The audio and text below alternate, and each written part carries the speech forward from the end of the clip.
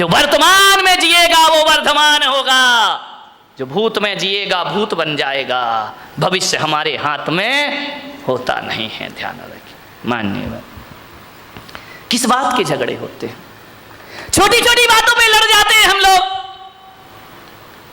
दिक्कत इस बात की है, जहां चार लोग मिलते हैं, बात की शुरुआत तो बहुत अच्छे से होती है, इतने अच्छे से, लेकिन एंड बहुत बुरा हुआ करता है। लास्ट में हमारी सभाओं का, हमारी मीटिंगों का अंत लड़ाई झगड़े से हुआ करता है। इकट्ठे तो होते हैं, आओ बैठो कुछ विचार विमर्श करेंगे, ऐसा विचार विमर्श होता है कि बाद में हाथापाई पर नौबत आ जाया करती है। मान्यवर, आज संसद में क्या हो रहा है, विधानसभा में क्या हो रहा है, माइक फिक रहे हैं, कुर्सियां फिक रही हैं, जूते फिक रहे हैं, ये देश का आदर्श हो गया है।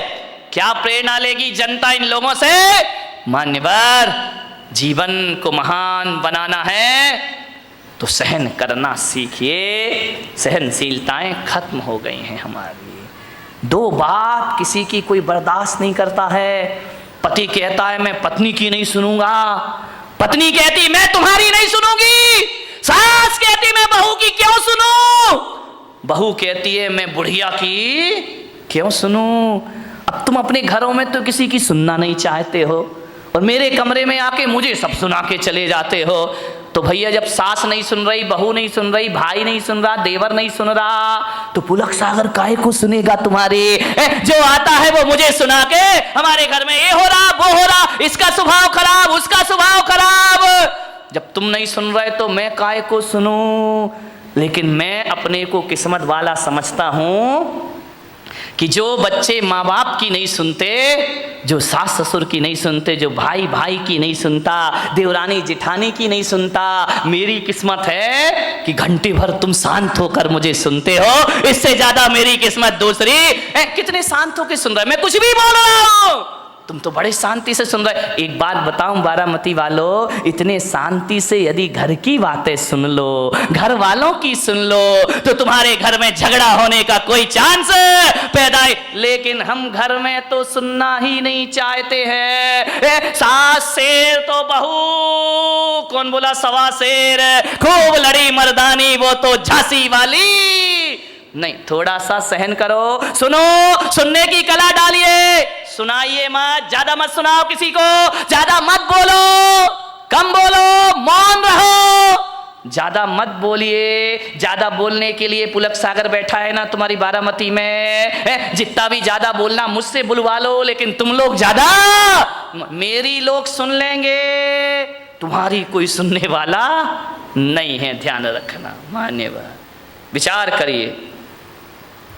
क्रोध आता है, मैं बच्चों से निवेदन करूंगा, घर में मम्मी पापा यदि लड़ते हैं तो मैं बच्चों को एक सूत्र दे रहा हूं। जो बच्चे नहीं आए हैं उन्हें मेरी ये सीडी सुना देना, प्रवचन सुना देना, यूट्यूब में दिखा देना, आपका क्रोध 2 मिनट में भाग जाएगा। जब मम्मी पापा बहुत क्रोध कर रहे हो ना, तो आजकल एक वो आया है, एक पेन है जिसमें रिकॉर्डिंग हो जाती है ना, वीडियो बन जाती है, आवाज वॉइस रिकॉर्डिंग हो जाती है। जब मम्मी पापा लड़े बेटा, तो पेन में रिकॉर्डिंग कर लिया करो, फिर देखना ये क्रोध में क्या क्या बकते हैं। और जब ये शांत हो जाए, और शांत होने के बाद भी नहीं, जब घर में कोई मेहमान आए तो उन्हें नमोकार मंत्र की धुन मत सुनाना, नमोकार मंत्र की झनकार नहीं, मम्मी पापा की टनकार सुनाना। उस समय पता लगेगा कि हम क्रोध में क्या क्या बोल गए। क्रोध में ध्यान रखना, क्रोध में आदमी बेहोश हो जाता है, उसे होश नहीं रहता कि मुझे क्या बोलना है। एक बार एक आदमी तो क्रोध में इतना बोला, गुस्से में इतना बोला, अपने बच्चे को बोला, अब एक गधे की औलाद। बच्चे ने कहा सही कह रहे हो बापू, ध्यान रखिए, बीच आदमी होश थोड़ी रहता, मैं गुस्से में बोल क्या रहा हूं, अब एक गधे की औलाद।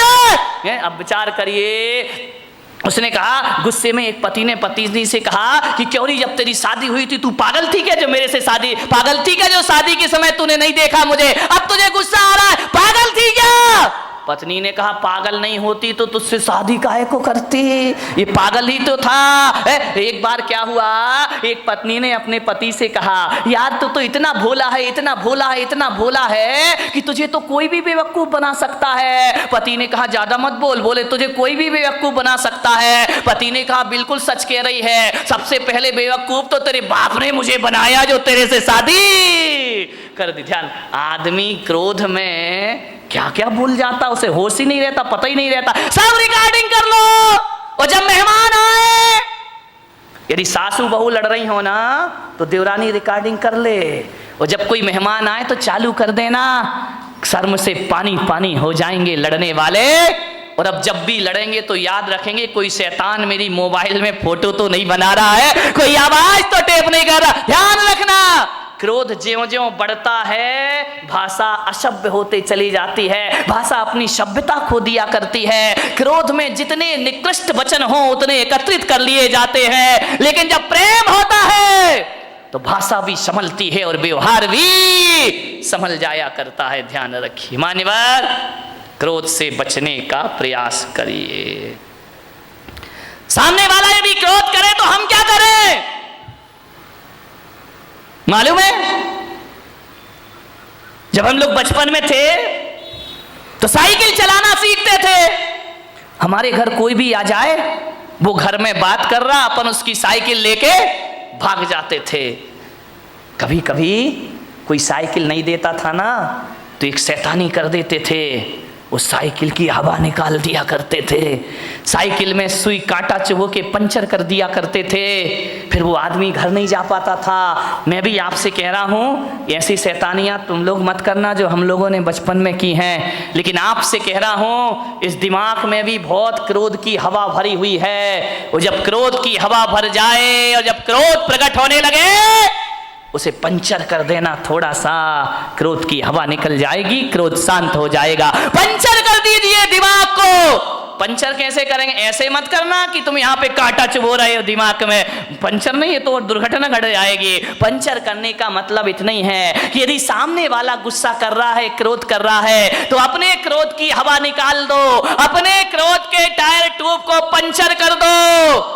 कैसे पंचर कर दो कि भैया जो तू गुस्सा कर रहा है, गालियां दे रहा है, इसका जवाब मैं 5 मिनट बाद दूंगा। ध्यान रखिए, थोड़ा सा धैर्य, 5 मिनट बाद जवाब दूंगा। मैं कहता हूं यदि 5 मिनट बाद जवाब देने का संकल्प ले लिया तो समझना हमारा क्रोध पंचर हो गया, हमारा गुस्सा पंचर हो गया। 5 मिनट बाद आप उस क्रोध का जवाब कभी नहीं दे पाएंगे। ध्यान, आपको लगेगा यार किन बातों पे लड़ रहे थे, किन बातों पर बहस हो रहा था, ये लड़ने जैसे कोई तो बात ही नहीं। क्रोध को पंचर कर दीजिए। एक आदमी को मैं जानता हूं, वो एक चिट्ठी लिख रहा था, ऐसी चिट्ठी, ऐसी चिट्ठी, ऐसी चिट्ठी, 4 पेज भर दिए उसने। इतनी गालियां, इतनी गालियां, इतने गंदे शब्द।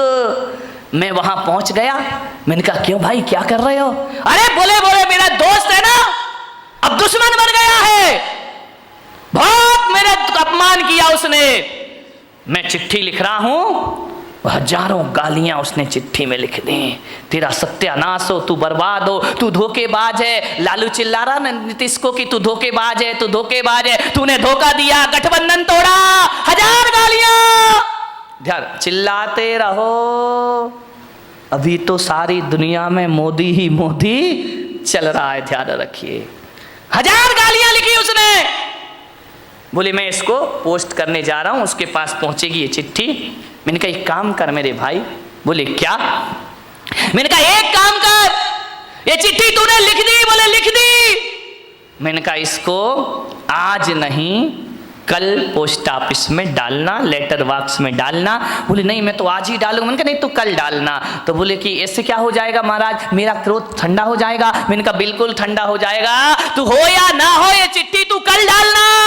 लेकिन एक बात याद रखना, आज इस चिट्ठी को पैक मत कर, रखा रहने दे, कल पैक करना, टिकट लगाना और अपने दुश्मन के एड्रेस पर डाल देना। बोले ठीक है, आप कह रहे तो ये नियम मैं पाल लेता हूं। उसने हजारों गालियां लिख करके एक लिफाफे में रख दी। दूसरे दिन जब डालने को गया तो उसने कहा कि यार एक बार पढ़ तो लूं, कोई गाली इसमें कम तो नहीं रह गई है। जैसे ही उसने पढ़ा, उसने देखा यार मैं कितना स्टैंडर्ड का आदमी और इतनी घटिया गालियां लिखा करता हूं, आप विश्वास नहीं करेंगे। जैसे ही उसने चिट्ठी पढ़ी, क्रोध शांत हुआ, चिट्ठी को फाड़ फूड़ कर डस्टबिन में डाल दिया। बोले जवाब देने से कोई मतलब। ध्यान रखना, क्रोध तात्कालिक पागलपन है। जब ये पागलपन पैदा होता है तो एक बात याद रखना, क्रोध तात्कालिक पागलपन की निशानी है। जब आदमी क्रोध में होता है तो पागलों जैसी हरकतें प्रारंभ कर दिया करता है। लेकिन एक बात ध्यान रखना, ऐसा पागलपन है जो जब पागलपन ये दूर होता है ना तो पश्चाताप दे करके जाता है हमारी जिंदगी को। सिवा पश्चाताप के हमारे हाथ कुछ लगता नहीं। क्रोध के तात्कालिक पागलपन को शांत करिए, वरना जिंदगी भर आपको पछताना पड़ेगा। ध्यान रखिए, क्रोध तो छोटी सी का टेम्परेरी चीज है, परमानेंट चीज नहीं है। लेकिन क्रोध में जो भी हम करते हैं वो हमें जिंदगी भर के लिए पश्चाताप दिया करता है। ध्यान रखिए, एक बात याद रखना, क्रोध पे थोड़ा ब्रेक लगाना है तो तात्कालिक उत्तर मत दीजिए, थोड़ा सा इंतजार करिए। क्रोध अपने आप शांत होकर के चला जाएगा। ये क्रोध पैदा क्यों होता है आप बताइए? हर आदमी को क्रोध आता है। क्रोध क्यों पैदा होता है? जब अपेक्षा बढ़ जाती है तो क्रोध का जन्म हो जाया करता है।